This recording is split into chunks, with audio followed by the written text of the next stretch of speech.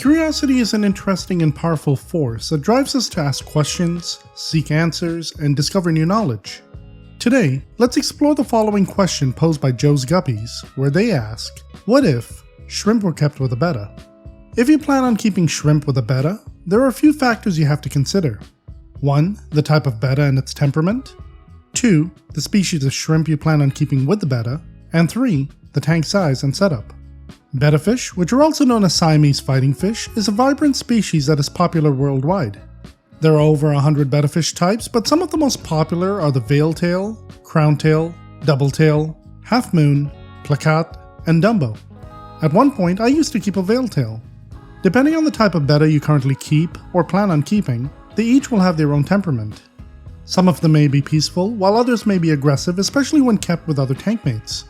The sex of the betta also plays a huge part, as males are usually more aggressive than females. Females are a lot more sociable, and that's why sometimes you'll see aquarists build sorority tanks. When you look at the various types of bettas, veil-tails, which are the most common type, are less aggressive.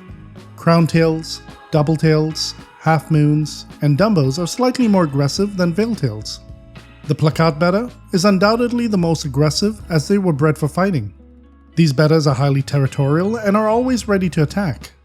The betta imbalance, or crescent betta, which is slowly gaining popularity but is still not often seen in fish stores, is known to be the least aggressive in the betta fish family. These bettas are highly docile and have a very calm and well-behaved attitude throughout their life. Now, when it comes to pairing the betta with a species of shrimp, the majority of people will probably want to keep either Neocaridina shrimp or ghost shrimp with the betta. This is a bit of a gamble because these shrimp are on the smaller side, and if the betta is aggressive, there is a chance it will either bully or kill these shrimp. You do have other options like Amano shrimp and bamboo shrimp, as they're on the larger side, but caution still has to be taken. When I first got into the hobby, I kept my veil-tail with ghost shrimp, and in the span of a few days it decimated the entire colony. Now, I was extremely new to the hobby and I did not know anything about bettas, as the fish was gifted to me and I was still learning about it. I then moved it to a larger tank with Amano shrimp, and that's when I noticed that the Amanos hid the entire time. Finally, I moved it to an even larger tank which had a bamboo shrimp in it, and the bamboo shrimp was so scared of the betta, it actually climbed out of the tank to avoid it. At that point, I moved the bamboo shrimp out of the tank and left the betta in there by itself. A few months later, I decided to test something out. I noticed that the substrate in the betta's tank was a dark substrate, and so I bought some dark colored shrimp and placed them in the tank. To my surprise, the betta left them alone, and the shrimp population actually thrived. I guess being able to blend in with the surroundings helped the shrimp stay out of danger. I also did find out that bettas have good eyes for short distances. They're basically nearsighted. This was a tall tank, and so I feel that the betta had a hard time spotting the shrimp on the dark substrate. Being a tall tank, this also gave the shrimp time to get away if they saw the betta coming in their direction. Now this brings me to the tank size and setup.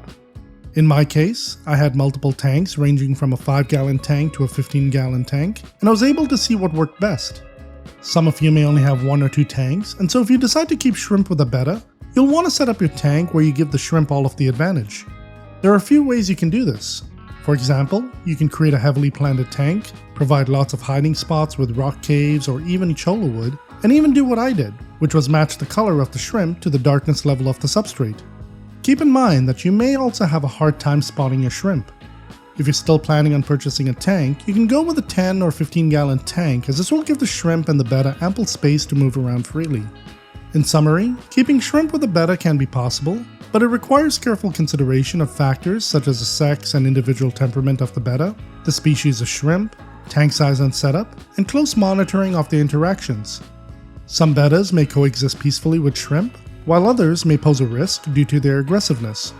I also recommend keeping a backup tank in place in case you notice your betta being aggressive, as this will allow you to separate it from your shrimp. I hope you found this information helpful. If you have any questions or want to share your experiences, feel free to leave a comment below. Your feedback is valuable and might even shape future episodes of the series. If you're curious about what other tank mates complement shrimp, check out the following videos. I'm Andy, stay curious, and I'll catch you in the next one.